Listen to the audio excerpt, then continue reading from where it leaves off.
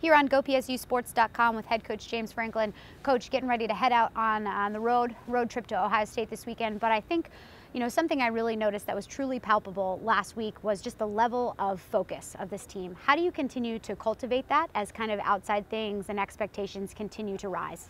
Well, I think it's by sticking to our formula and not answering questions that people want me to answer and not focusing on things outside of our control. It's funny because I think people outside of our circle of people that follow us weekly maybe don't get it.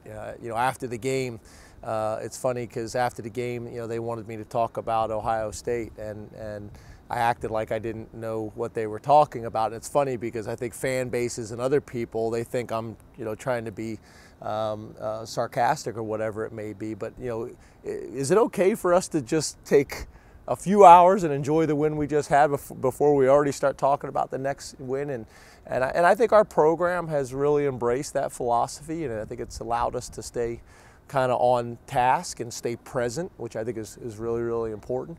So it works for us. So we're going to stick with our model and stick with our plan. And I'm responsible for 125 18 to 22-year-old males, which isn't always the easiest thing to do. So keeping them focused on their academics and keeping them focused on the game that we have this weekend takes every ounce of my energy.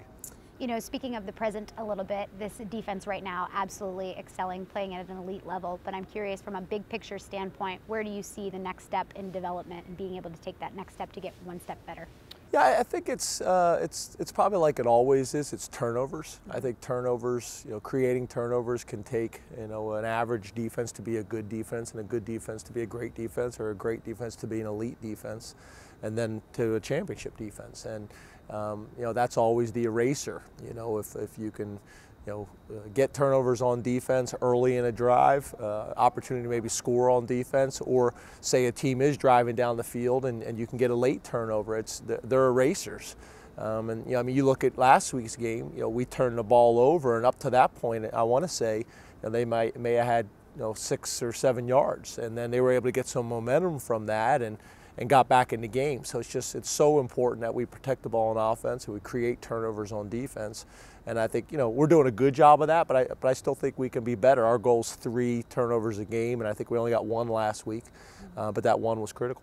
And when you think about the offensive line, you post-game and so many other guys on the team post-game really talking about how crucial the play of the offensive line was in the Michigan win. I'm curious though, where have you seen the most development from week 1 to now?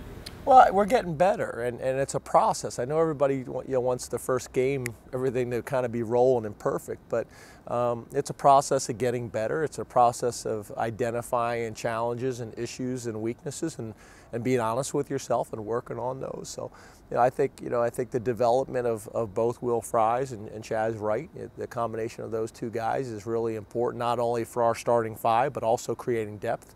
As well as a Michael Mennett and guys like that. It's very, very important. And I think Matt Limegrover's doing an unbelievable job of that, and I think we're doing some things in the way we're calling the game to help the offensive line as well. For us, that's what it's always about, is how can you make the game as easy as you possibly can on the offensive line from an execution standpoint, from an assignment standpoint, and things like that. So calling the game a certain way and those guys developing, I think is going to be really important for us as the season develops. I know every coach is kind of the head coach of their own position group, but I'm curious, how much do you rely on the older veterans to kind of guide that process of making the game as simple as possible and understanding their assignments? Well, I think it really comes from the coaches, the position coaches at each position. I think is really where it starts.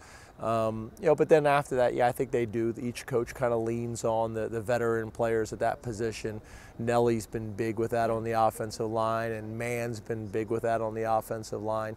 So there's tremendous experience. I even say Bates. Although he's still a fairly young player, he's played a lot of football for us. And now, as I move into Ohio State a little bit, a surging offense right now, what do you identify as maybe some potential game wrackers or challenges, especially guided by someone like JT Barrett? Well, they have so much speed. JT Barrett, it feels like he's been playing there for 16 years. Probably one of the winningest quarterbacks and school history and Big Ten history, and one of the more successful quarterbacks in the country, during his career. So, he's a guy that can hurt you with his arm, he can hurt you with his feet, and he can hurt you with his mind.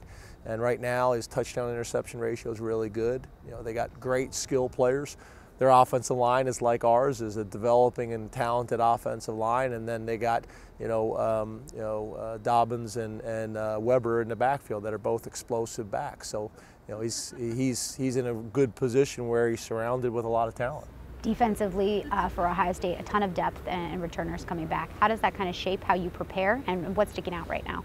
Well, I think a lot like us, they're playing really good complementary football, and obviously the focus all off season was their D line, got a lot of attention, and their D line is very talented and got a lot of depth, and then they're long and athletic in the secondary and a linebacker. So, for us, we have to do some things that maybe they're not expecting to make the coaches and the players a little bit uncomfortable.